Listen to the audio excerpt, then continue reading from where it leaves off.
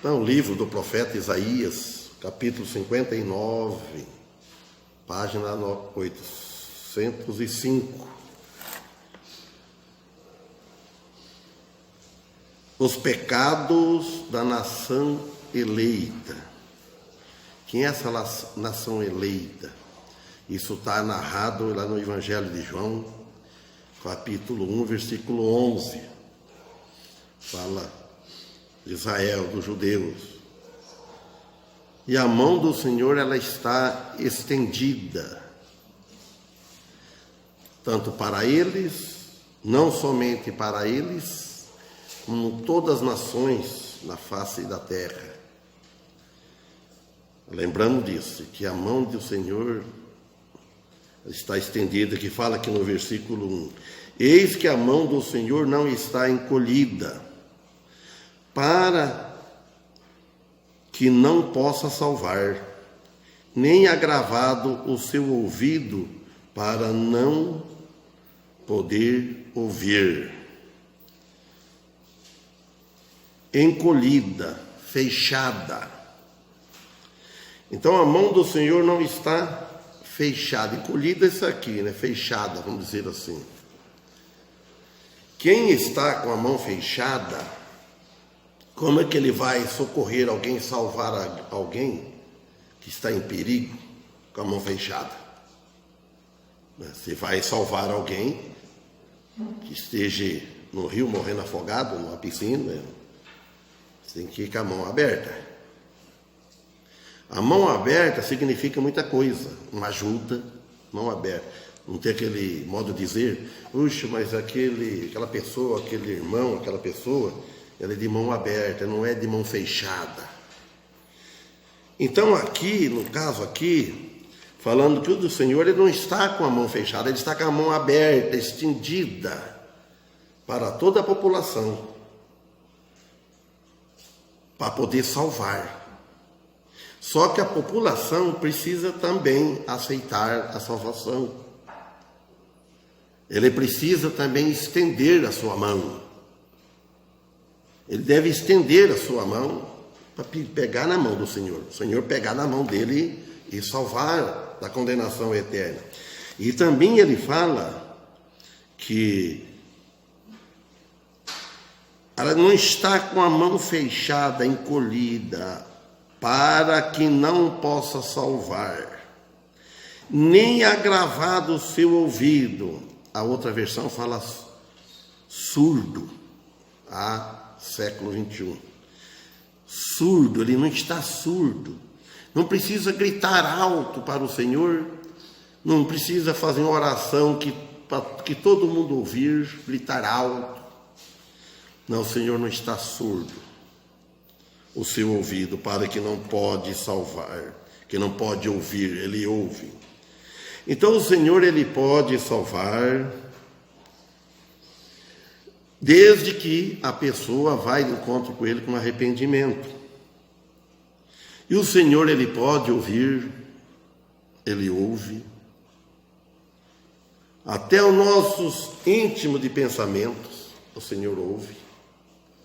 Pelo contrário, muito mais, vamos dizer assim. Até o que nós não pensamos ainda. Não é estranho falar isso, irmão? Não tem ser humano assim, não existe. Até o que nós não pensamos ainda, ele já ouviu. Quando que pode ser isso? Até o nosso pensamento posterior, amanhã, no fim da nossa vida, ele já ouviu, ele sabe. Então o Senhor, ele pode ouvir, e ele fará isso, mas somente se o seu povo, vai falando do seu povo, vamos falar de nós cristãos, se procurar o Senhor, obedecer a ele. Agora, aquele que ainda não chegou à fé, ele precisa se converter, procurar o Senhor, clamar o Senhor por socorro e com arrependimento. vai dizer que os cristãos, o povo dele não precisa de arrependimento? Precisa de arrependimento. Não é o arrependimento da incredulidade. Isso aí não é. Nós arrependemos, somos salvos para sempre. Mas tem aquela conversão dia após dia, que nós temos que, muitas coisas ainda que deixar, alguns hábitos mal, algum costume. E com isso é que não é uma escada de valores, a vida espiritual.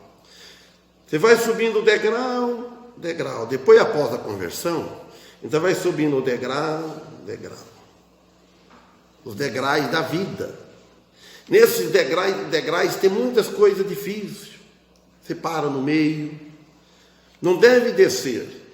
Mas às vezes a pessoa vai até na altura da escada, que nem subir no edifício, num prédio, aí ele volta. Então, nós temos muito. Então, tem as escalas de valores. Então, vamos procurar o valor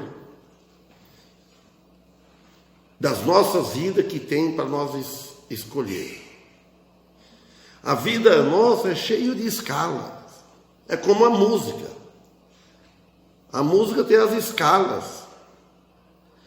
A música, ela tem 7 sons, 7 notas.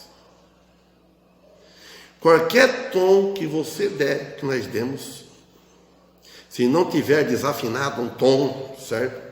Ele está entre essas 7 notas, seja grave, ou seja aguda, seja média ou agudíssimo, assim, vai. Então, e agora, nós precisamos procurar mais, qual é a nota mais, subir o tom, a nota, nas nossas vidas. Não ficar no grave, de onde nós começamos e não atingimos o agudo. É difícil, mas não é impossível. Mas precisa de arrependimento. Lá em Lucas, capítulo 10, versículo 16, olha o que Jesus disse, palavra de Jesus. Quem vos ouve a vós, a mim me ouve.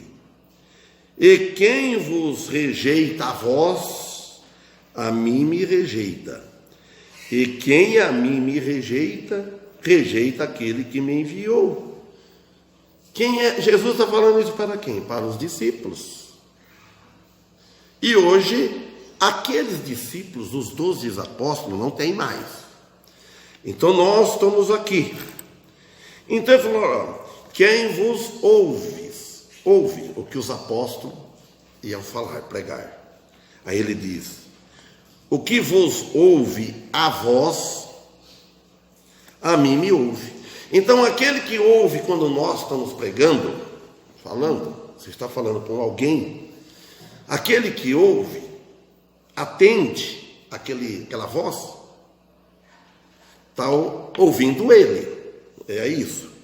E quem vos rejeita a voz, a mim me rejeita. Quer dizer que nada que o homem faz para outro, nada que a pessoa despreza um cristão, um pregador, um pastor, não está fazendo nada para ele.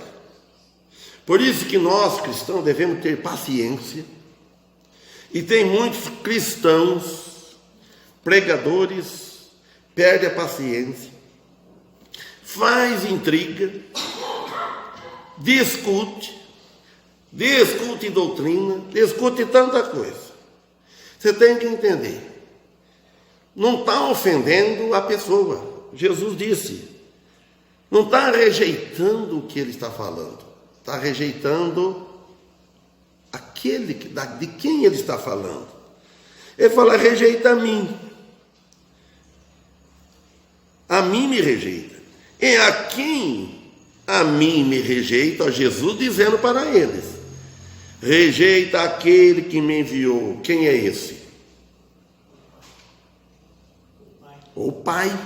Você vê só onde vai a escala? Jesus falou, quem ouvir vocês, voz, a mim me ouve. Porque ele está sendo enviado. Nós somos aqui enviados do Senhor. Quando a pessoa aceita Jesus, ele passa a ser um enviado. Ele tem o dever, vamos dizer obrigação, que é obrigação, parece que é uma lei, é uma lei. Eu tenho obrigação de pregar. Não, não tenho obrigação. Deus não quer. Ele não quer nada obrigado. Ele não está obrigando ninguém. Porque se obrigasse, você faria. Nós temos o dever de pregar. Ter um dever, um amor, que alguém nos falou. Agora, nós falamos por isso. Agora, se ouvir, está ouvindo ele. Porque nós somos mandados dele. E se rejeitar a vocês, nós, está rejeitando ele. Se a pessoa nos rejeitar, ou aceitar, se for só de nós com eles, não muda nada, nós não salva ninguém e nem não condena ninguém. É tudo ele, vem tudo do Pai. Então, por isso, agora o versículo 2 aqui em Isaías. Olha bem, mas as vossas iniquidades fazem separação entre vós e o vosso Deus. E os vossos pecados encobrem o seu rosto de vós, para que não vos ouça. A outra versão fala, mas as vossas maldades, iniquidades, e maldade é a mesma coisa. Ele fala na outra também, encobrem o rosto de Deus. Por causa do pecado, ele não ouve. Os nossos pecados, o pecado da humanidade, do povo, as maldades, fazem separação entre o homem e Deus. Por isso que muitos estão na miséria espiritual. Porque as iniquidades, as maldades fazem separação. Separa. Fica sem comunhão com Deus. Fica sem comunhão com o Filho, fica sem comunhão com o Pai. Faz separação entre vós e o vosso Deus. E os vossos pecados, ele disse, encobrem o seu rosto, o rosto que é o rosto dele, o rosto de Deus, encobre os pecados, o rosto de Deus, de vós. Quer dizer que aí nossa oração não chega até ele, por causa do pecado. Ele não ouve, ele não atende. Você imagina a pessoa, um cristão pedindo a Deus, pede a Deus, me faz isso, me dá saúde, me cura isso, me dá emprego, melhora isso, peço favor do meu filho. E ele não faz nada para Deus, só peca, só ofende a Deus. Então, a questão não é com o poder de Deus.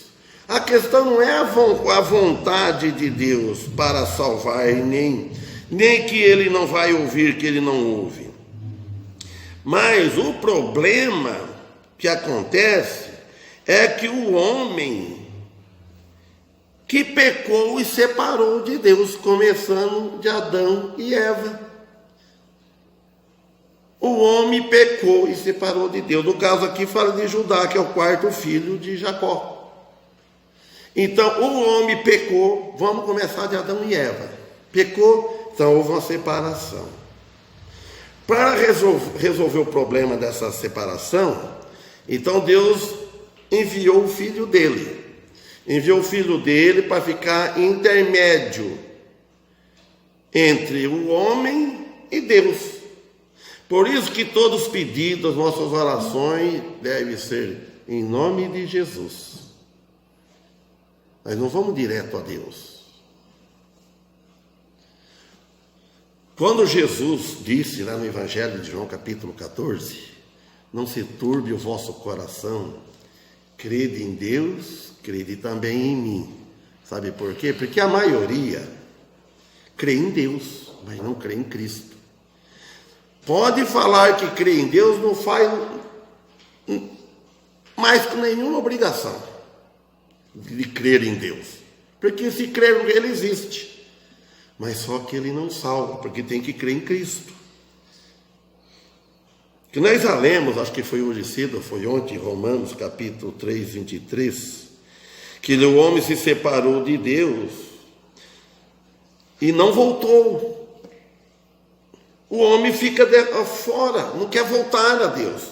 Aí ele fala, porque todos pecaram e destituídos estão da glória de Deus. Romanos 3, 23 e 24.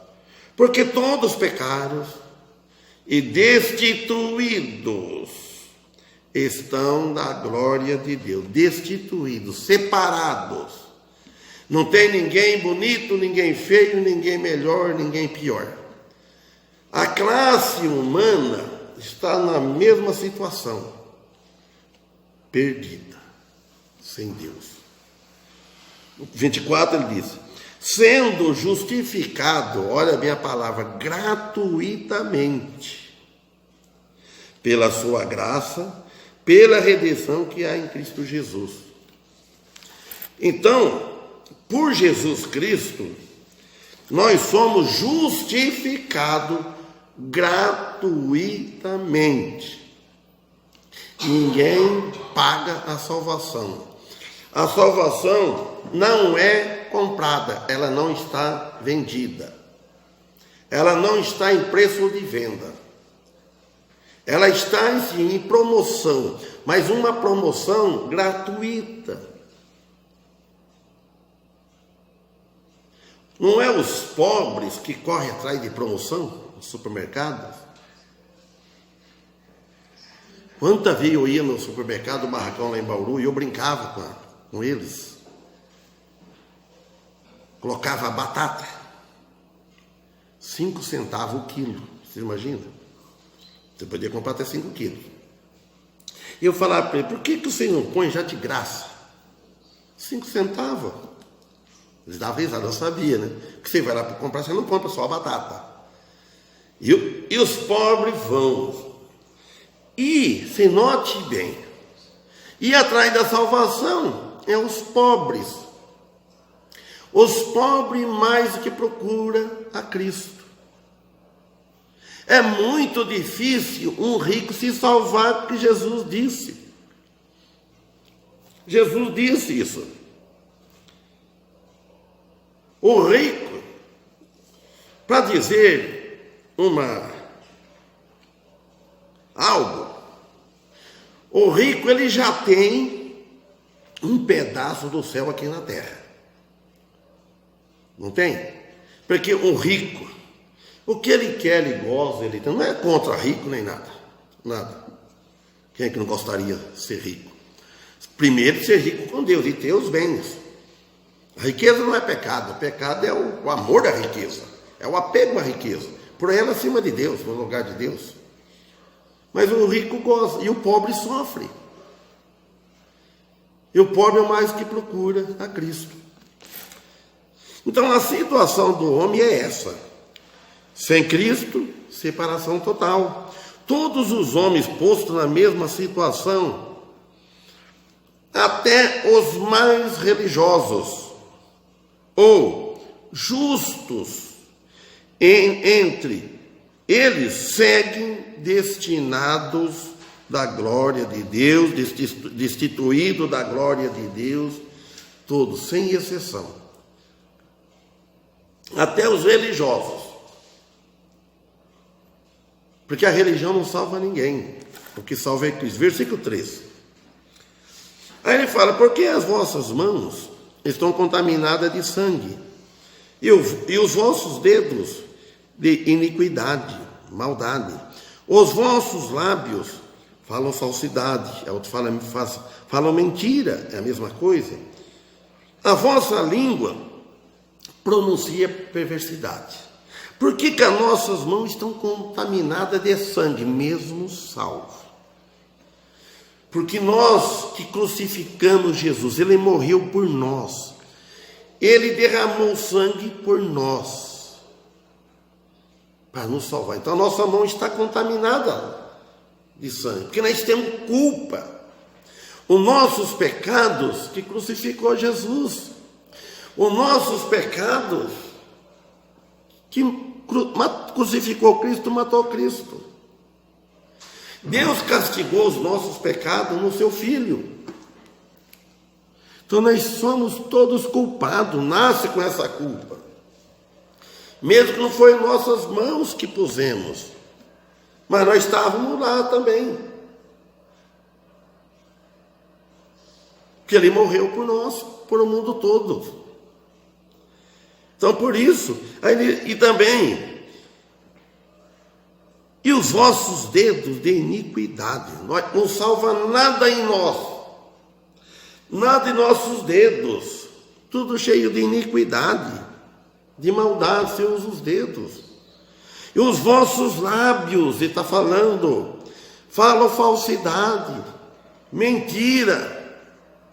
Ontem, eu estava aqui no pecado, eu não prestei atenção, quando o irmão Paulo falou algo. Eu fiquei voando porque eu não entendi. Parece que alguém, uma mãe, falou para a criança assim, né? Não vai para fora. Depois que eu fui raciocinando, né? Porque ele falou para mim, ó, pecou aí, ó. Ali fora tem um bicho papão, não foi isso? Então, aí fora tem um bicho papão, mas não tem. Até nisso, olha como é que nós somos imperfeitos, sem malícia e sem nada. Fala para a criança, não vai ali que tem um bicho. Não tem bicho. Você está mentindo. Se a nossa salvação fosse para a nossa fidelidade, isso já estava condenado. Merece condenação. Nós merecemos. Quanto de outra forma não falam isso? Olha, não faz isso. Então tem que ser sim, sim, não, não. Então, os vossos lábios falam falsidade. A vossa língua pronuncia perversidade. Perversidade. O que são estas iniquidades? O sinônimo de iníquo. O contrário da equidade. Injusto. Malvado, perverso, rebeldes, etc.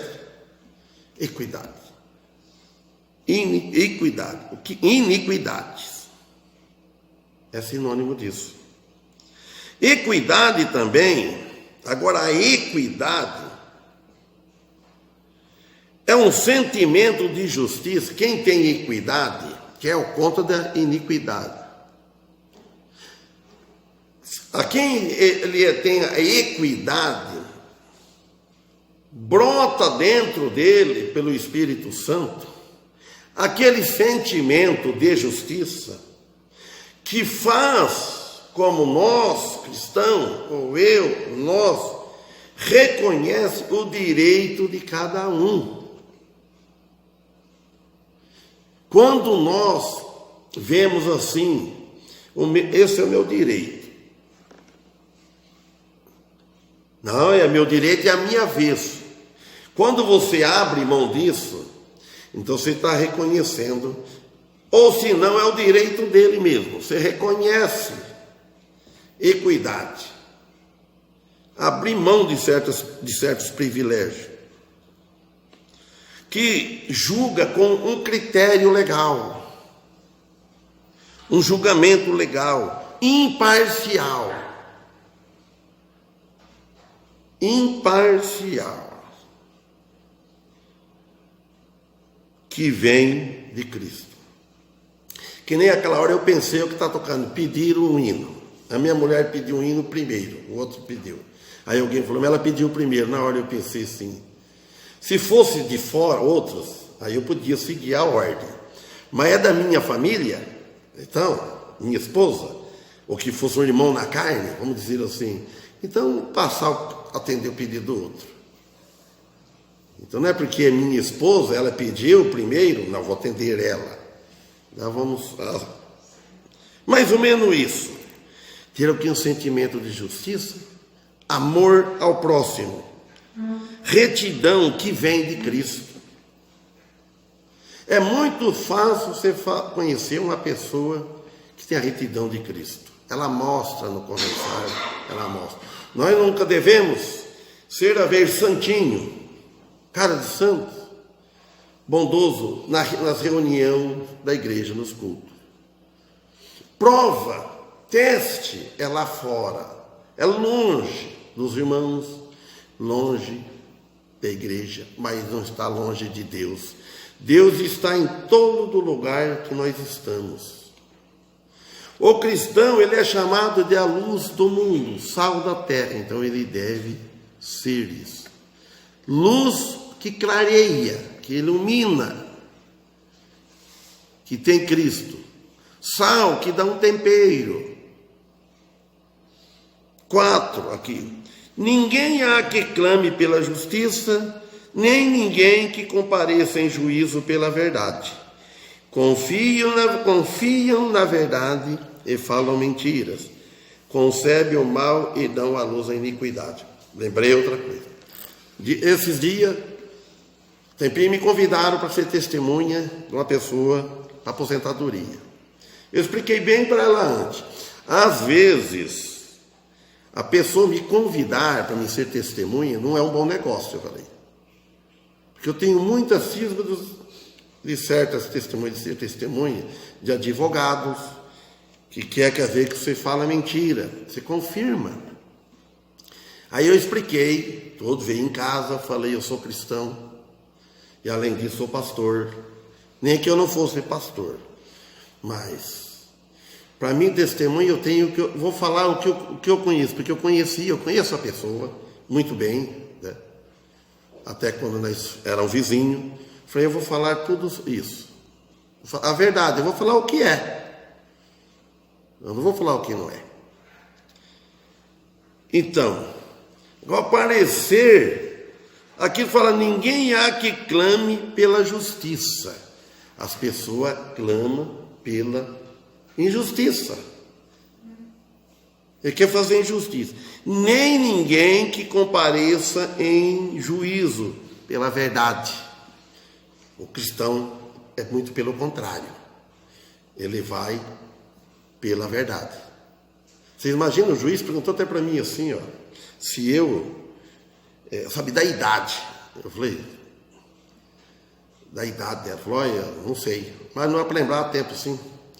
Eu não brinquei com ele, eu falei, pensa bem, eu falei, nem o que ontem, eu já não lembro muita coisa de ontem, eu vou lembrar de muitos anos atrás. Tá, não tem problema.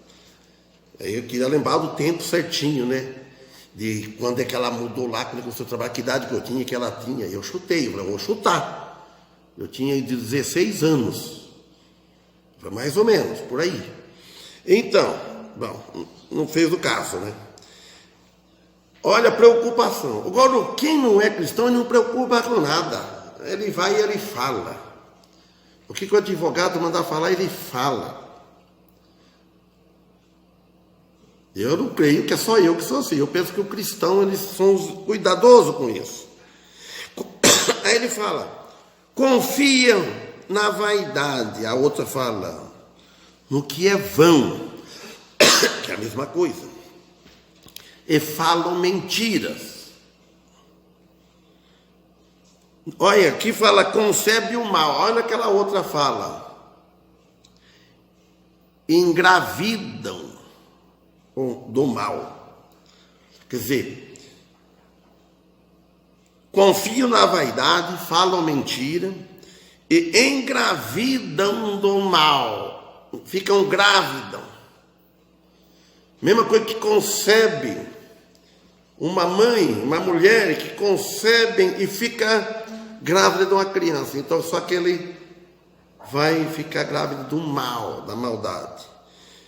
Ele engravidando do mal, da injustiça, o que vai acontecer?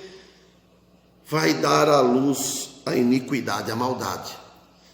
A mãe fica engravida de uma criança, ela vai dar à luz, que se dá à luz do dia. Vai nascer, a criança nasce lá do vento, que está nas trevas, da escuridão, e sai à luz do dia. Mas a criança vai dar um filho. E agora, quem concebe, fica o mal, concebeu, ele vai dar à luz mal, iniquidade, está falando aqui.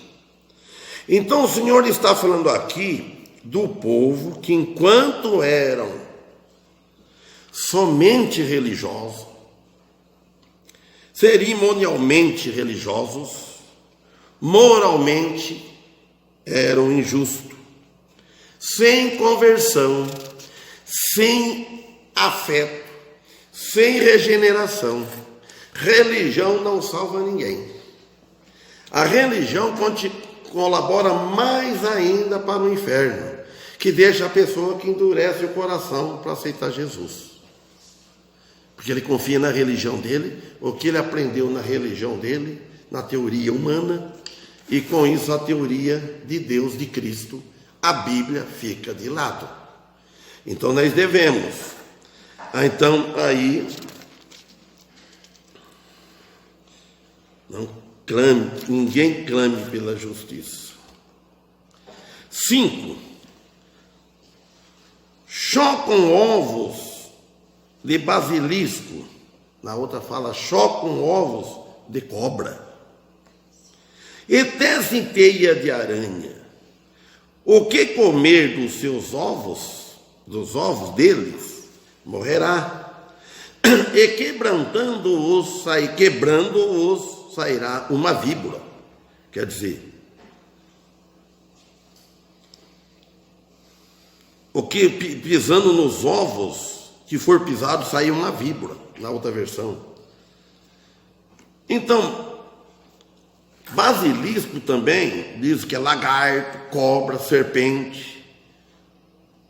Diz que cujo bafos são mortal.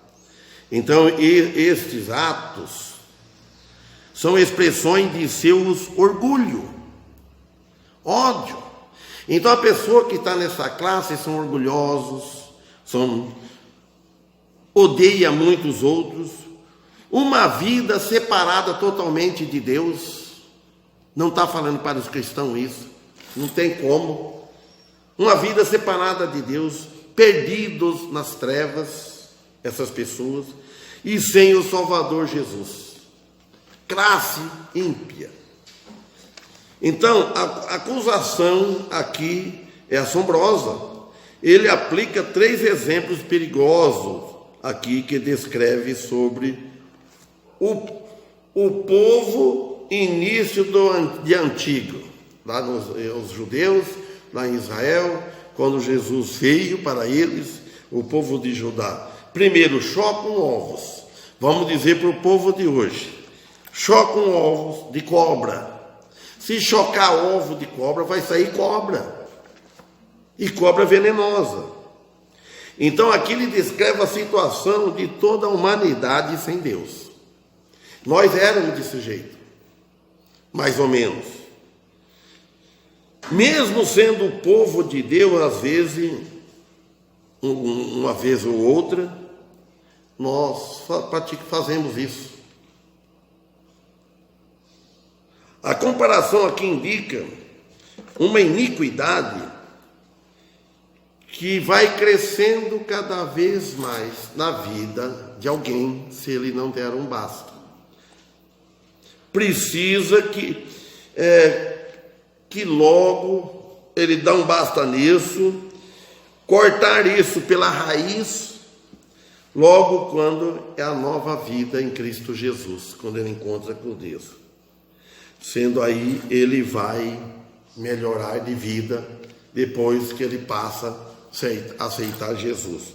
Versículo 6, olha bem como é que ele fala.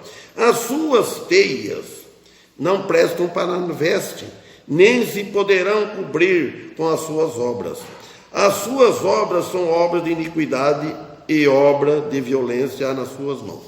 A outra versão diz assim: as suas teias não servem de veste, para vestir, e nem poderão cobrir o que elas fazem com as obras delas, não pode cobrir. Suas obras são perversas, diz. Atos de violência, estão nas suas mãos. Então isso aqui está o retrato falado, contado, escrito da humanidade sem Deus. A humanidade não enxerga isso, ele está dizendo. Então quer dizer que a interpretação desta passagem é que os corações maus, os corações rebeldes, os corações naturais, nascidos na velha carne, na velha natureza, não podem produzir justiça.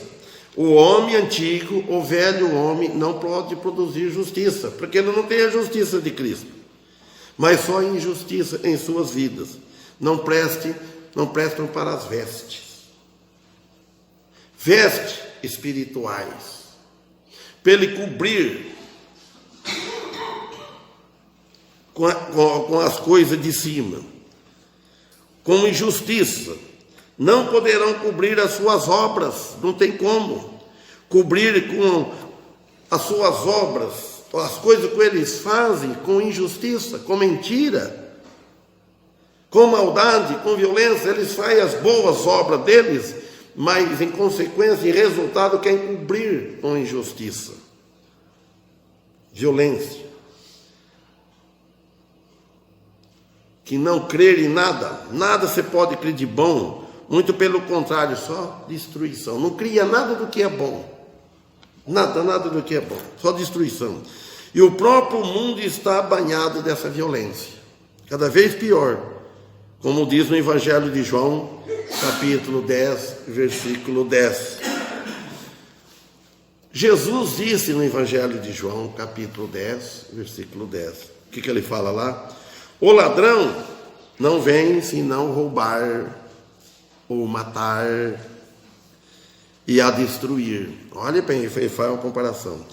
Aí Jesus diz assim: eu vim para que tenham vida e tenham com abundância. A outra fala com plenitude. Então ele explicou com essa situação. O ladrão, ele não vem senão para roubar, ou destruir, ou matar, assim por diante. Agora Jesus, ao contrário, ele vem para dar vida espiritual. Então a salvação eterna aqui está somente em Cristo. É Ele que dá vida. Todos os verdadeiros cristãos a têm e a desfrutam desde esta vida, unicamente por fé encontrada em Cristo Jesus. Versículo 7. Ele falou: os seus pés correm para o mal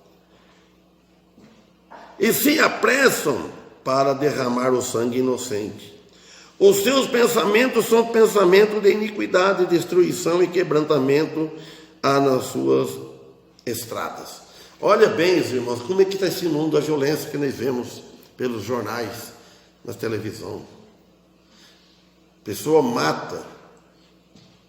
Olha, não tem como você raciocinar, eu pego pensar. Um ser humano, um homem, mulher, ter medo de outro homem. Se você dá de cara com uma onça, um animal silvestre, daquelas onças do que a gente vê que tem na selva, pintada, leões, aqueles leopardos, lobos, aí sim. Mas você está andando numa cidade, você não confiar numa pessoa que vem vindo, você precisa correr, saber que aquilo é como se fosse um selvagem. Ele pode te tirar a vida, sofre, tortura. É este o versículo 7. Quanta gente que está morrendo, e cada vez pior. Ele fala: os seus pés correm para o mal e se apressam para derramar o sangue inocente. A pessoa vai indo trabalhar. Tudo é cobra engolindo cobra, vamos dizer assim. Porque às vezes essa pessoa é inocente, mas não é uma cristã. Mas é um ser humano. É uma criatura de Deus. A outra criatura de Deus. O diabo, por isso que fala, o ladrão só vem para destruir, está destruindo. o ser humano, a humanidade, virando a humanidade contra a humanidade. Cada um, os poderosos, pensando só em si. Então ele fala dos seus pensamentos de maldade, de iniquidade, a destruição, a desolação, quebrantamento que há nas suas mãos. Acham-se as suas estradas, seus caminhos em suas vidas. A corrupção que está dentro do coração do homem. Até aqui na nossa cidade, a Birajara, que é uma cidadinha pequena, você precisa ter cuidado. As coisas que acontecem. Não sei o que acontece lá embaixo. Certas horas da noite. Você não confia no coração do homem. Não pode por si mesmo melhorar. O homem não pode, o coração do homem, melhorar por si mesmo, se transformar, nem que produzir justiça enquanto não se converter a Cristo. Não vai mudar de vida. Sem Cristo ele pode mudar um pouco. Por um regime de médico, largar de fumar, largar de beber. Mas continua sendo, não mudou o coração. Aqui nós vemos o retrato falado da família humana, que está aqui. Está distanciada de Deus cada vez pior. É revelada aqui e mostra a causa das aflições do mundo. Quer dizer, a destruição, quebrantamento que há nas suas estradas, nos seus caminhos.